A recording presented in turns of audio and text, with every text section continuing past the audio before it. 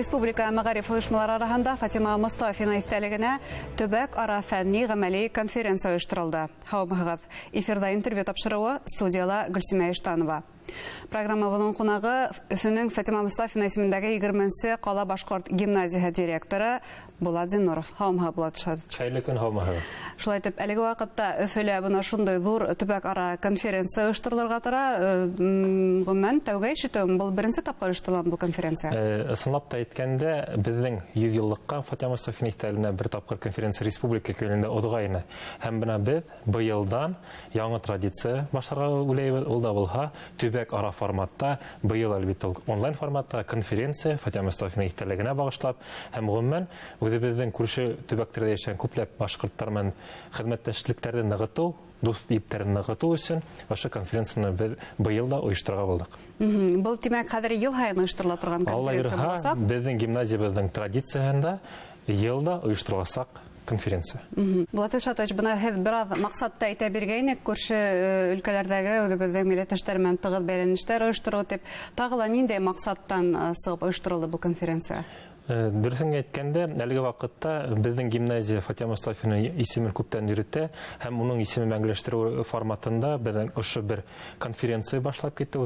Тагы планнарда безнең Фатима Мостафина исемендә премияны булдыру үзебезнең гимназия тарафыннан укучылар, укытучылар һәм җәмәгать эшмәкәрләре өчен аерым махсус бер премияны булдырырга планлаштырабыз. Чөнки Фатима Мостафина исемендәге әлеге вакытта шундый зур конференциялар, ниндидер очрашулар булып тормый. Әйтеп киткәндә, Фатима Мостафина бердән-бер 16 елдан ашу министр булып эшләгән бердән-бер хатын-кыз. Шуның өчен менә бу юнәлештә безнең үзебезнең максат итеп, үзебезнең бурыс, оның исемен мәңгеләштерү һәм менә бу юнәлештә бу конференция оештыру. Тагы шуны әйтеп үтәргә кирәк. Ул туган ягының Хамар өлкәһендә һәм ошо Хамар өлкәһендәге оның туган ягы Ыргызлы авылы без әлеге вакытта бәйләнештә ныгытабыз. Бына ошо көндәрдә конференциянең адагы йомгаклау көнендә шунда юлланырга уйлыйбыз һәм ондагы укытучылар белән очрашып, укучыларга асык дәрес күрһәтеп, гомумән ул мәктәп белән шулай килешү төзергә планлаштырабыз. Чөнки булның туган авылдагы мәктәп белән безнең быга тиклем бәйләнештәр булган һәм менә шуны ныгыту форматында менә бу конференция тагы бер баскыч дип уйлыйбыз. Әйткәндә, бу конференция онлайн форматта үтәтенегез, кемдер катнаша ала анда? Укытучылармы, әллә мәктәп укучыларымы? Без конференциянең сиктерен киңәйттек дип әйтәгәндә, һәм укучылардан тыш, бында укытучыларга да аерым номинациялар каралган. Чөнки бу безнең әле беренче тапкыр оештырасак конференцияга безнең онлайн форматта оештырабыз. Пандемия әлбәттә үзенең шартларын шулай ук куйды. Әмма без инде онлайн форматта эшләргә өйрәндек. Әмма киләсәктә бу уның туган көне, Фатима Мостафина туган көне декабрь аена туры килә, һәм бу шу көндәрдә планлаштырабыз инде офлайн форматта ла зур матур байрам әйләүләр дип. Быелга укытучылар өчен номинациялар каралган. Шулай ук күрше төбәкләрдә яшәгән укучылар өчен аерым номинациялар булдырдык һәм без инде уйлыйбыз, катнашучылар саны ла күп булыр дип, чөнки теләкләр дә бар, әлеге вакытта бәйләнештәбез, аралашып торабыз. Инде теләк белдерделәр, димәк. Теләк белдерделәр, без милли мәктәпләрне тип сикләмәйбез, бөтә республика мәктәпләрен безнең конференцияга катнашырга чакырабыз һәм әлбәттә күрше төбәкләрдә яшәгән үзебезнең милләттәшләребез дә. Номинациялар нинди һуң? Укучыларга килгәндә, без фотоколлаж тәкъдим итәбез. Башкортстанда беренче мәктәптәр асылу дигән форматта фотоколлаж, укытучылар өчен аерым Фатима Мостафина биографияһын дәресләрдә куллану методик кулланмаларын, һуңнан безнең мәгариф системасына караган гыйльми басмалар язу конкурсын оештырабыз. Шуның өчен күрше өлкәләргә килгәндә аерым номинациялар, онда безнең төбәктән сыккан күренекле башка шәхесләр дигән аерым номинация бар. Шуның өчен бында географияны без елда киңәйтәсәк, без шулай ук укучылар өчен дә үзгәртеп торасак, без быелга шундай кызыклы форматта оештырабыз дип планлаштырдык һәм эшебездә әле башланык. Бына номинациягыз беренче тәүге мәктәптәр тарихы фотоколлажы бик кызыклы гына. Әгәр дә бу эштә әүзем генә катнаша республика мәктәпләре, шундый республиканың ниндидер үзенчәлекле мәгариф тарихында тергәдәү булып сыгар иде бу шулай. Дөрес, чөнки әлеге вакытта, мәсәлән, безнең гимназиябызда асыусылардың береһе булып Мөхәммәд Исхужин булды. Белүгезсә, Мөхәммәд Исхужин республикабызның күп кенә милли мәктәпләрен асыусы, алдан әйдәүсе кешеләрнең береһе. Шулай ук 140-нчы башкорт гимназиясе Зәйнәп Биишев исемендәге Мөхәммәд Исхужин исемендәге 136-нчы лицейдар оның көсе менән асылды. Һәм без инде уйлыйбыз, бәлки һәрбер райондың шундый бай тарихлы мәктәпләре һәм оның асу тарихын да асыкларга теләгән укучылар булыр. Чөнки архив фотоларга караганда бик кызыклы фотоларны табырга мөмкин. Мәсәлән, безнең музейбызда Рәми Гарипов, Мәрьям Буракаев, Дикат Буракаевтар, Мөхәммәд Исхужиндар бергә басып фото төшкән безнең гимназия алдында. Чөнки улар сынлап та ошо гимназияның булуына бик күп көч салды. Һәм республикала 100 елдан ашу эшләгән кайбер мәктәпләр дә бар. Бына уларның да тарихын асыклап булыр иде. Дөрес, һәм шуны әйтеп үтәргә кирәк. Фатима Мустафина безнең гимназияны асуда шулай ук күп көч түккән һәм ул үзе лә шул Стәрлетамактагы мәктәптә укып сыккан укучы буларак безнең уйлыйбыз, безнең ошо дусларыбыз, милли мәктәпләребез бигрәк тә үдем катнашыр дип ышанабыз. Милли мәктәпләр дигәндән яңрак Фатима Мустафина исемендәге Өфә кала башкорт гимназияһы республиканың билдәле генә мәктәпләре менән килешүләр төзегәйне. Гимназиялар, мәктәпләр, лицейдар менән был килешүнең нигезендә нимә турында килешү булды ул? Яхшы гимназия булыр өчен яхшыларга үрнәк алырга кирәк, улардан өйрәнергә кирәк. Менә бу нияттән без алдынгы гимназия интернаттары менән килешү төзелдек. Әлбәттә, бу берни тиклем үзебезнең гимназиялар белән бер баскычка тарту дип әйтәйек, һәм улардан өйрәнү, һәм үзебездә булган кайбер яңалыкларны, кайбер тәҗрибәләрне уртаклашу. Чөнки бездә еш кына беренче гимназия интернаты белән сагыштылар. Безнең күп кенә укучыларыбыз, безнең укытучыларыбыз ошо гимназиялардан укып сыккан һәм бездә әле вакытта ла укып йөриләр. Һәм берни тиклем уртак сифаттарыбыз, уртак яктарыбыз бик күп.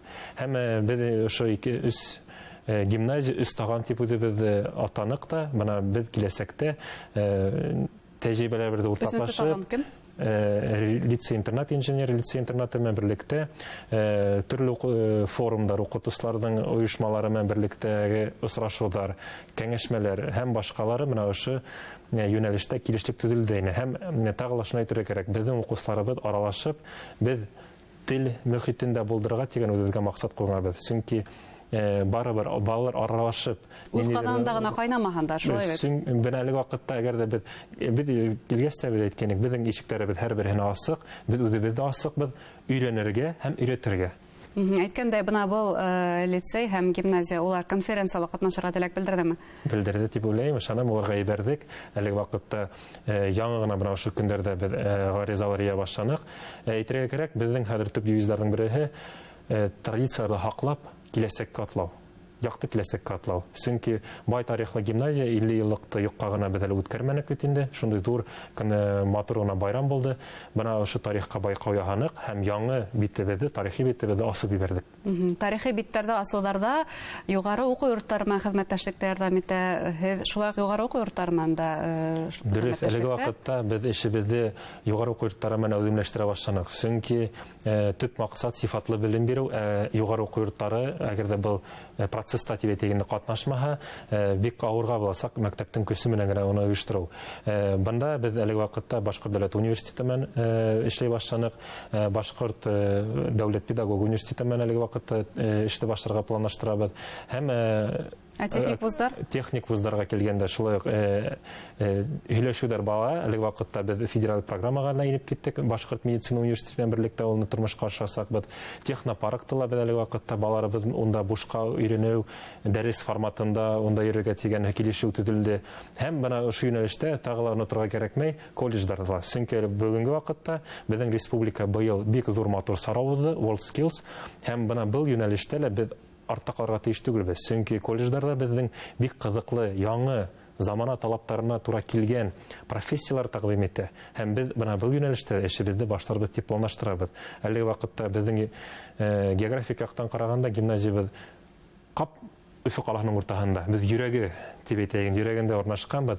Һәм безнең күп кенә югары уку йортлары, шул колледждар якын тирәләр урнашкан. Һәм гөнаһ әгәр дә без улар белән дуст булмаһак, мөмкинлекләрне кулланмаһак. Шуның өчен менә бу юнәлештә эште әүдемләштерәбез. Чөнки безнең укучыларыбыз югары уку йортларына укырга керергә тиеш. Һәм мин инде планлаштырам, Алла бирһә, менә әлеге вакытта бит МФТИ мен Мәскәүдәге физтех институт белән килешү төзегән дигән планда бар. Улар белән бәйләнешкә сыга башланык. Мәскәүдә лә Алла бирһә бата алырбыз дип уйлыйбыз. Уңыштар теләбез һеҙгә был йәһәттән. Һәм әлбиттә йомғаҡ һүҙе итеп тагы бер тапҡыр Фатима Мостафина исемендәге конференцияға, истәлегенә арналған конференцияға әйләнеп ҡайтҡанда, ул ҡасанға тиклем дауам итер, ҡасан ҡабул итә башлайһығыҙ эштәрҙе? Бөгөндән, ягъни әйтергә кәрәктер, 30 ноябрьдән бит ҡабул итә башланыҡ. Электрон адрестары яҙылған беҙҙең, барыһында сайттарыбыҙҙа бар. Һәм беҙ уны декабрҙең 15-тәренә тиклем эштәрҙе ҡабул итәбеҙ. Тикшереү эштәрен тикшергәс, 24 декабрҙә йомғаҡлайбыҙ. Һәм онлайн форматта бар йомғаҡтарҙы Мәғариф министрлығы менән берлектә шулай уҡ YouTube каналында һаласаҡ бит. Шуның өсөн ҡарап барығыҙ, беҙҙең сайтта бар яңылыҡтары буласаҡ. Ҡатнашырға саҡырабыҙ. Ҙур рәхмәт әңгәмәгеҙ өсөн. Хөрмәтле тамашасылар, шулай итеп беҙҙең студияла Фатима Мостафина исемендәге 20-нче Өфө ҡала башҡорт гимназияһы директоры Булат Зинуров булды. Иғтибарығыҙға рәхмәт. Һау булығыҙ.